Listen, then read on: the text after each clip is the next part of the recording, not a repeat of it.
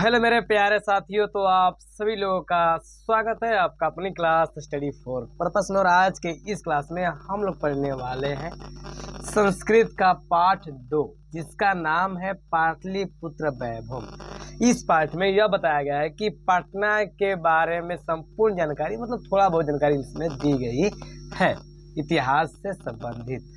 चलिए क्लास को स्टार्ट करते हैं बेवजह देर किए हुए। और ये जो क्लास है आप लोगों का शाम 8 बजे प्रतिदिन स्टार्ट हो जाएगा मेरे प्यारे भाई। चलिए, जो सबसे पहला सवाल हो क्या है जी, एशिया महादेश का सबसे बड़ा सेतु कौन है?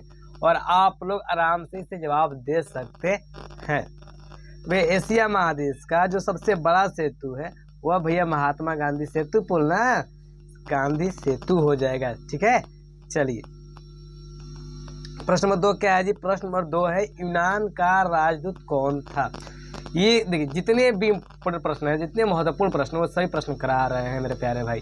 तो यूनान का राजदूत कौन था? भैया यूनान का जो राजदूत था ना वह था मेगास्थनीज। कौन थे जी? मेगास्थनीज था। ठीक है मेरे प्यारे भाई, तो चलिए अब देखते हैं। ये तो सवाल काफी इजी है जी। पाटलिपुत्र किस राज्य की राजधानी है? तो भैया पाटलिपुत्र किस राज्य राजधानी है?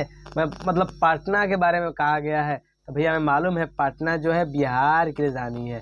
कहा गया जी बिहार की ना। चलिए, महावीर मंदिर कहाँ स्थित है? तो भैया महावीर मंदिर और बात किया जाए तो वह पटना में ही स्थित है। ठीक है मेरे प्यारे भाई, तो चलिए और एक आप बात आपसे बोल दे रहे हैं कि आप लोग फेयर बनाते ही चलिएगा, ठीक ना। चलिए अब बताइए, नगर की पालिका देवी कौन है? नगर की पालिका देवी कौन है? भाई नगर जो पालिका देवी है वो कौन देवी है जी? तो भैया पट्टन देवी। क्या हो जाएगा?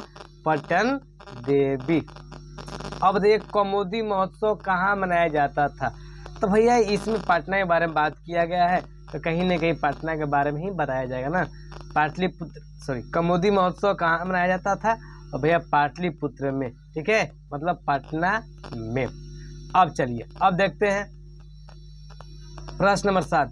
प्रश्न नंबर 7 जो है वह किसके शासन काल में पाटलिपुत्र की शोभा तथा रक्षा व्यवस्था अति उत्कृष्ट थी?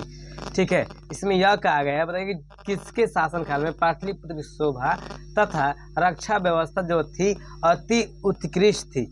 तो भैया किनके? तो भैया अशोक के ना। अशोक के नहीं भैया, क्या हो जाएगा? चंद्रगुप्त मौर्य के शासनकाल में। ठीक ना। चलिए अब बताइए, पाटलिपुत्र का नामांतर क्या है? पाटलिपुत्र का नामांतर क्या है मेरे प्यारे भाई? तो भैया पाटलिपुत्र जो नामांतर है वो पहले क्या था, वही हमसे पूछा गया है। तो भैया कुसुमपुर। कौन भैया? कुसुमपुर। याद कर लीजिए आप लोग। चलिए कूटनिम्नता के रचनाकार कौन है? सवाल है कूटनिम्नता के रचनाकार कौन है मेरे प्यारे भाई? तो जो कूटनिम्नता का रचनाकार है वह है समुद्रगुप्त। और आप लोग फेयर बनाते ही चलिए। ठीक है मेरे प्यारे भाई, आप लोग फेयर जरूर बनाइए मेरे प्यारे भाई लोग। चलिए अब देखते हैं अगले प्रश्न। चंद्रगुप्त किस वंश का संस्थापक था? तो भैया जो चंद्रगुप्त थे वह किस वंश संस्थापक थे? तो भैया परमार वंश नहीं, मौर्य वंश के संस्थापक थे। याद रखिएगा आप लोग मेरे प्यारे भाई।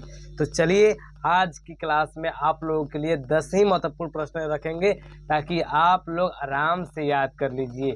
ठीक है, चलिए मेरे प्यारे भाई, तो आप मिलते हैं हम लोग अगले क्लास में। इतना के लिए धन्यवाद मेरे प्यारे भाई।